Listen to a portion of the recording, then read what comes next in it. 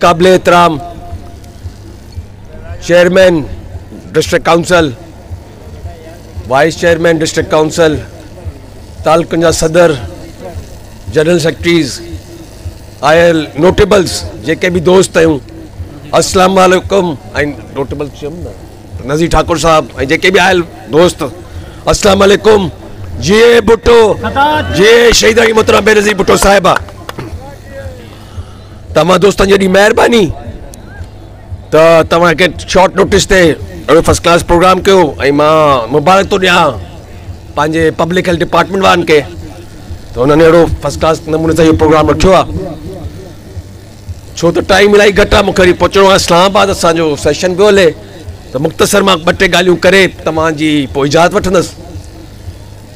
असां Pakistan peoples party 77 खां वठी जेको असांजी फैमिली आहे 69 मुंहिंजे वालिद साहब पीपल्स पार्टी जॉइनिंग कई हुई, पाकिस्तान पीपल्स पार्टी जो बुनियाद रखियो वियो, भुट्टो साहब रखियो, त तॾहिं खां ई वठी ऐं अञा ताईं इंशा ताला तव्हां हयात जेसि ताईं साह में शायदि पीपल्स पार्टी सां गॾु रहंदासीं ऐं उहे रहंदासीं इंशा ताला। कई मार्शलाऊं ॾिठियूंसीं, कई MRD जो दौर ॾिठासीं, कई तकलीफ़ूं ॾिठियूंसीं, लेकिन पाकिस्तान पीपल्स पार्टीअ कॾहिं बि न को बचानी ख़ानदान न को बेवफ़ाई कई आहे, न को कंदो इंशा ताला।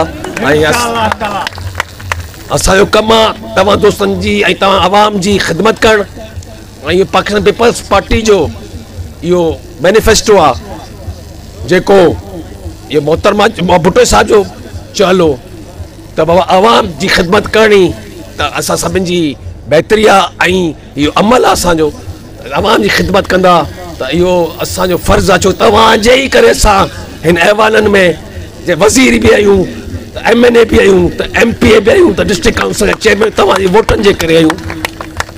ऐं असांजो बि फ़र्ज़ु थिए थो त जेको असां पुॼी सघे उहो असां तव्हां दोस्तनि खे वधि में वधि जेके बि स्कीमूं हुजनि, चाहे उहो रोज़गार हुजे या स्कीमूं हुजनि या तरक़ियाती कम हुजनि, उहे तव्हांखे ॾियूं। जेको हाल असांजो हाज़िर आहे, हीअं 1.5 साल थियो आहे, तव्हांखे ॾिठो वियो हूंदो त जेको हालात आहे मुल्क जा, जिन हालातनि में असांखे वफ़ाक़ जी गवर्नमेंट मिली, मुल्क डिफॉल्ट थियण ते हो, लेकिन इहे कोशिशूं ज़रदारी साहब जूं हुयूं त हुकूमत में अची करे असां मुल्क के भी इन बहराननि मां कढियो, ऐं चेयरमैन साहब बिलावल भुट्टो ज़रदारी साहब जी भी कोशिशूं हुयूं इन मुल्क खे बहराननि मां कढियो ऐं डिफॉल्ट में भी असां कढियोसीं। ऐं 1.5 सालनि में जेको असांखां हाल थियो आहे वफ़ाक़ी प्रेसिडेंट वफ़ाक़ जे हिसाब सां उहे मां कम कोशिशि करे ॾिना आहिनि। ऐं सिंध में त उहे असांजी गवर्नमेंट हुई, असांजो ज़िया बादशाह साहब मिनिस्टर आहे, हुन बि कोशिशि कई आहे, वर्क्स एंड सर्विस जो वज़ीर आहे, त वधि में वधि कोशिशि करे हुन रोड रस्ता ॾिना आहिनि।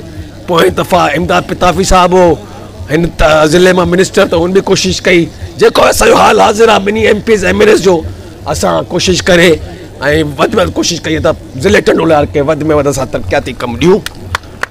इंशा ताला इहा वाटर सप्लाई जी स्कीम 50 करोड़ जे हिसाब सां जेकी लागत आई आहे हिन ते, त इंशा ताला 3 सालनि जो इहो मनसूबो आहे। मां वरी बि महिरबानी करे ग़ुलाम क़ादिर दल साहब सुठी ॻाल्हि कई त हीअ रोड रस्तनि जी पारत हुजे, न खोटे करे तव्हां हलिया वञो, पोइ आवाम बि वीचारी तकलीफ़ में अचे।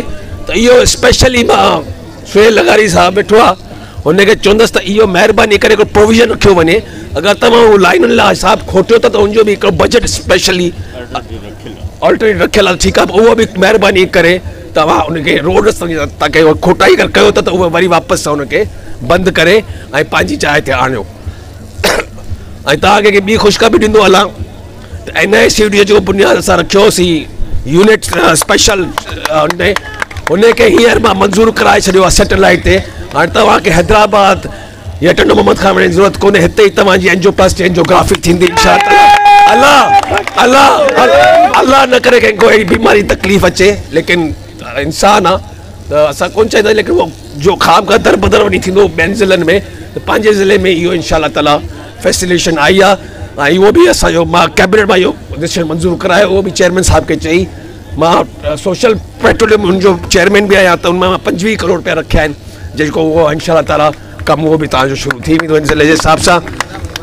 ऐं इंशा ताला बाक़ी हफ़्तो बचियो आहे, इलेक्शन जो टाइम अचण वारो आहे, उहो हाणे जेके असांजूं ख़िदमत हूंदियूं या जेको बि उहो त इलेक्शन में ख़बर पहुची वेंदी आहे, आवाम आहे एहतिसाब इलेक्शन ॾींहुं कंदो आहे।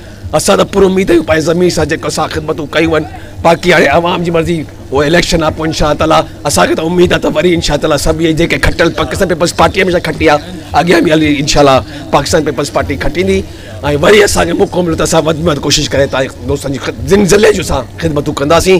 तव्हां दोस्तनि जी वॾी वॾी महिरबानी तव्हां हिन गर्मी जे टाइम ते हिते आया।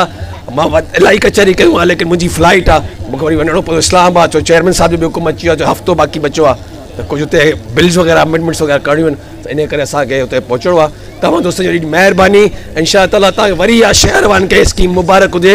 जी भुट्टो जी सबसे पहले तो मैं आपको मुबारकबाद देता हूँ। आप साफ़ी हजरात प्रेस क्लब जो है मुसलसल इस हवाले से लिखता रहा, पानी के बहरान के हवाले से आपकी इसमें बड़ी काबिल खिदमत थी आपकी जानिब से। मुसलसल सोशल मीडिया पे इस हवाले से एहतजाज का सिलसिला जारी रहा।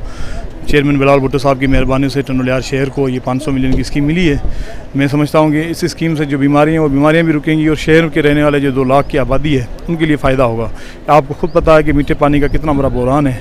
इस स्कीम से वार्ड म्यूनसिपल कमेटी के आवाम को बड़ा फ़ायदा होगा। अच्छा, मैंने कहा आप बहुत ज़्यादा क्लोज हो, कितने अरसे में ये पूरा टाइम? इन्होंने 2 साल का टाइम दिया है पब्लिक हेल्थ वालों, लेकिन इंशाल्लाह हमारी कोशिश यही है कि ये साल के अंदर मुकम्मल हो। मसला हल होने जा रहा है। टंडोलियार वासियों के लिए एक बहुत बड़े टाइम के बाद एक खुशी की खबर है। टंडोलियार के जो 23 वार्ड है म्यूनसिपल के, उसमें ये वाटर सप्लाई स्कीम जो 60 करोड़ की है मैंने जुल्फ़िकार सत्तार बचानी की जानिब से मंजूर कराई गई है सिंध गवर्नमेंट से। और इंशाल्लाह ये मसाइल पानी का बहुत बड़ा मसाइल था टंडोलियार शहर के लिए और इंशाल्लाह ये हल होगा। मेरे ख्याल में तमाम बेहतरीन MNA साहब ने जो ये स्कीम दी है क्योंकि टंडोलियार बहुत बड़ा शहर बन चुका है, पानी की बहुत ज़रूरत थी, पानी नीड है। इंशाल्लाह ये टंडोलियार के शहरों को मिलेगा।